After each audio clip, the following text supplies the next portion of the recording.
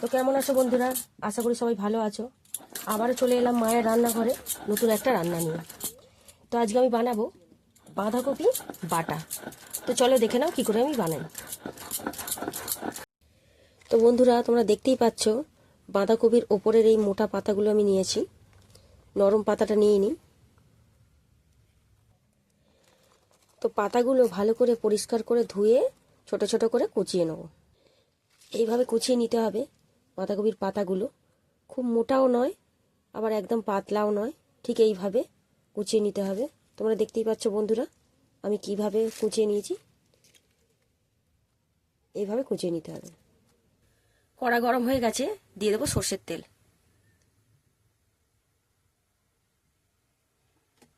দুটো শুকনো লঙ্কা ভালো করে লাল লাল করে ভেজে তুলে নেব।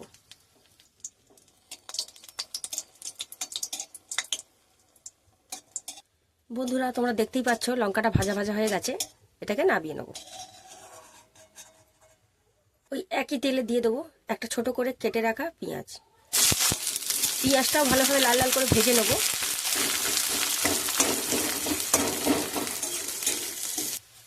বন্ধুরা তোমরা দেখতেই পাচ্ছ খুব বেশি করে আমি লাল লাল করে ভাজিনি, ঠিক এইভাবে রেখেছি।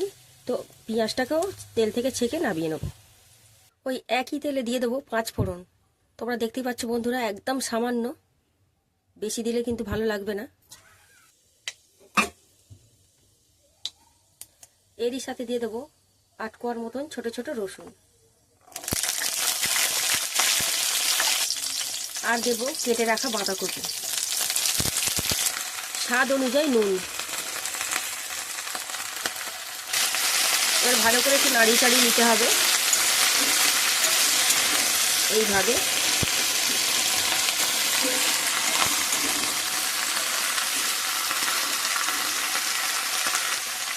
এবার এটাকে চাপা দিয়ে একটু ভাপিয়ে নেবো, 2-4 মিনিটের জন্য ভাপিয়ে নেবো। এবারে চাপাটা খুলে একবার দেখে নেব।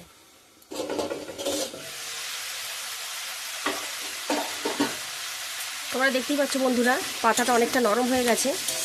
এবার আঁচটা জোর দিয়ে ভালো করে ভাজা ভাজা করে নেব।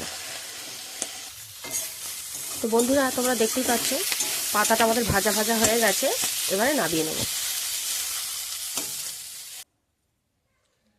শিলনোড়া ভালো করে পরিষ্কার করে ধুয়ে নিয়েছি। বাঁধাকপি পাতাটা দেবো, পেঁয়াজ ভাজা, শুকনো লঙ্কা ভাজা। এবার এই সবগুলো আমি শিলে বেটে নেব। নুন দিতে লাগবে না, আগে থেকে নুন দেওয়া ছিল।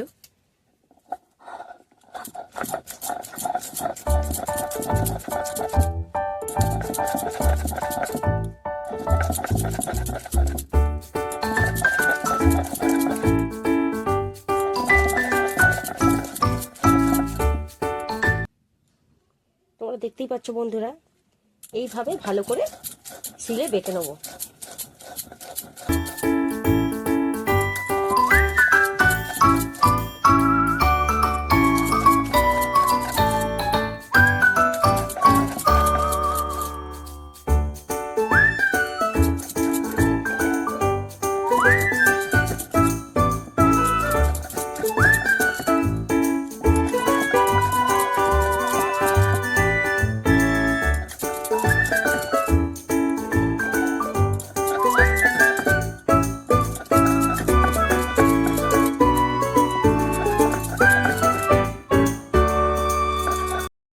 তো বন্ধুরা রেডি হয়ে গেল বাঁধাকপি বাটা।